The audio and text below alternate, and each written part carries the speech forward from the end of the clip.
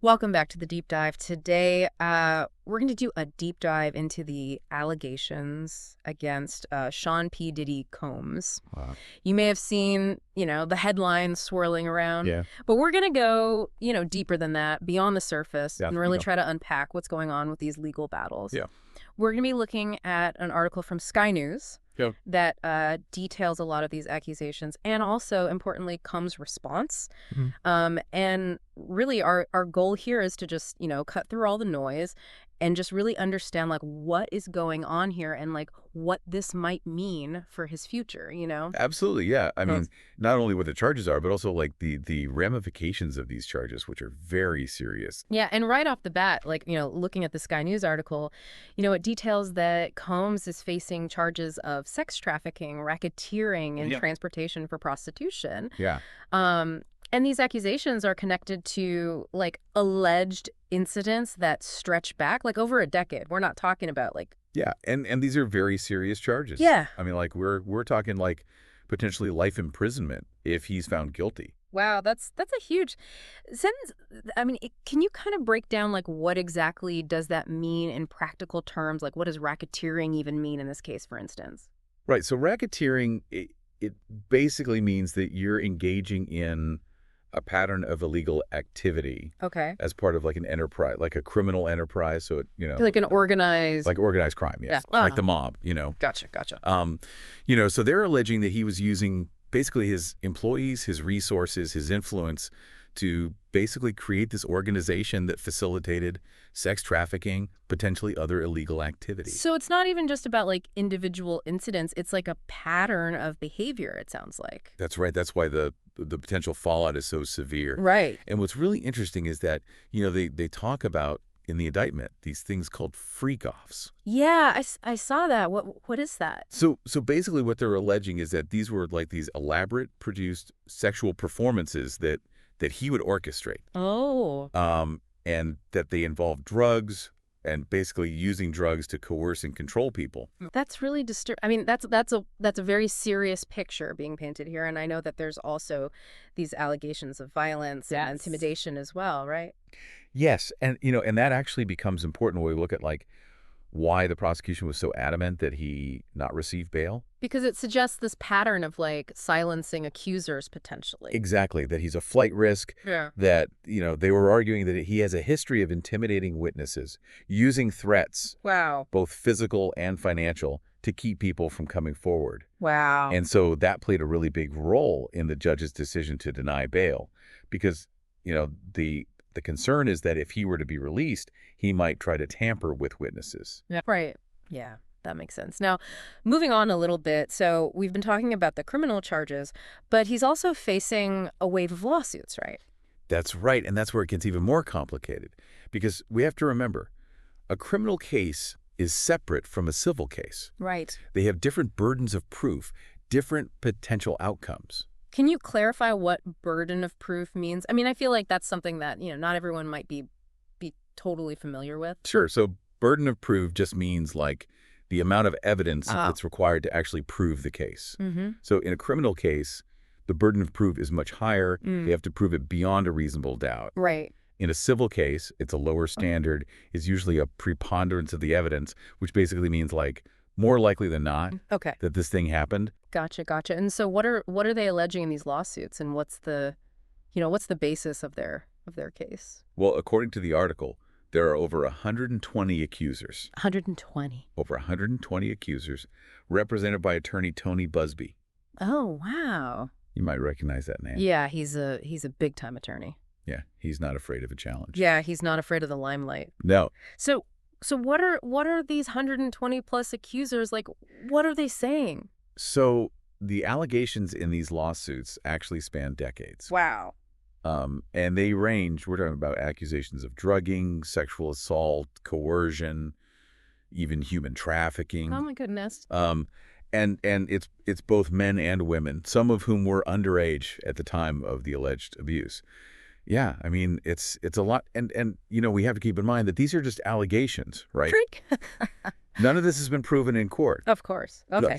But, the sheer number of accusers and the fact that there are these, like, recurring themes in their stories, it definitely raises some serious red flags. Yeah, and it seems like this might not even be the tip of the iceberg. I mean, Busby has kind of hinted that there could be more people involved, even some, and I quote, household names. Yeah, he's suggested that there are, like, other perpetrators out there, Wow.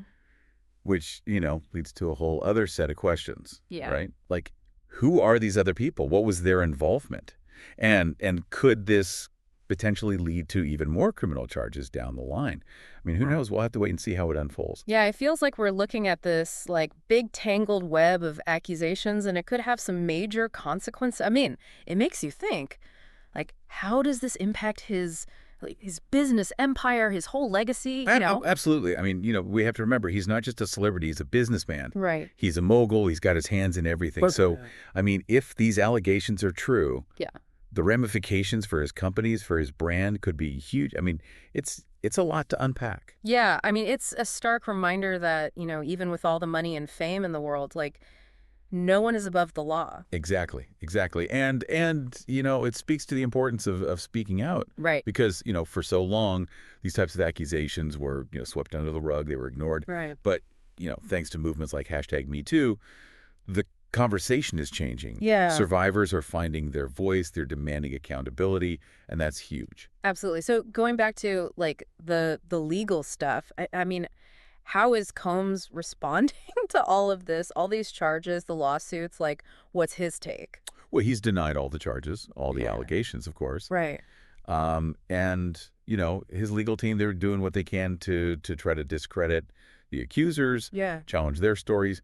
But, we also have this whole other layer with his book from Kim Porter, his late girlfriend, which has, stirred up its own controversy. Mm-hmm. Yeah, tell me more about that. That's interesting. I saw something about it, but I didn't really dive into it. What's going on? So this book, it's supposedly based on her diaries, her personal notes. Ooh, okay. But it was pulled from Amazon recently after her children came out and said, like, no, she didn't write this. Wait, so if she didn't write it, then who did? And what does it say? Right. Those are the million-dollar questions. Right. I mean, the supposed author, they're claiming that they got this material from sources close to Porter. Mm-hmm.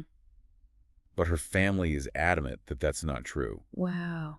And, what we do know about the book's content, at least before it was pulled, is that it supposedly has some pretty shocking revelations about Combs.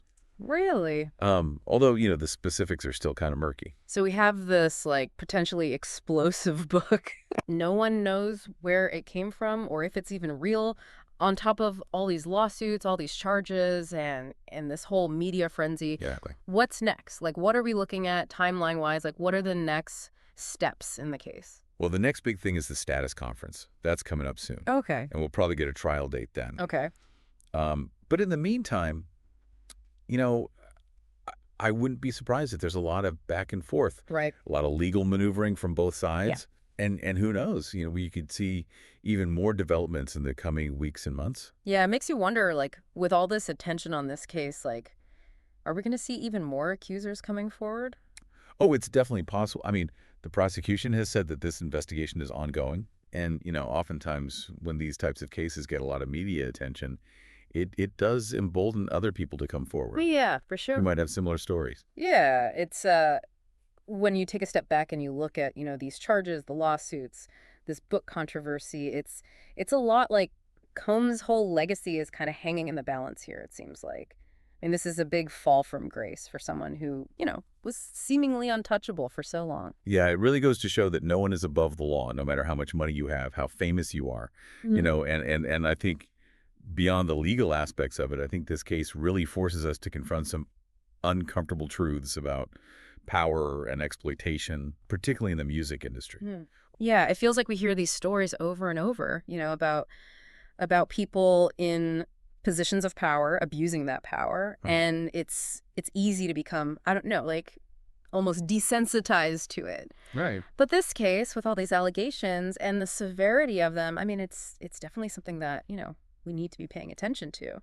Absolutely. And it begs the question, how do we reconcile these accusations with with the public image of somebody that we might have, admired or looked up to. Right. How can we engage in these conversations with nuance, with empathy, without, Yeah. rushing to judgment? Right. It's a difficult thing to do. It is. It is. And it's a conversation that I think is really important to have. So, as we wait to see how this all unfolds, how these legal battles play out, I think it's important for all of us to consider like the weight of these allegations and Yeah. what they might say about, us as a society and the systems that, allow this kind of abuse to happen. Mm. So we're going to keep following this story closely and we'll definitely have updates for you as things develop. But until then, keep asking those tough questions and demand better. Absolutely. And that's it for the deep dive. Thanks for listening.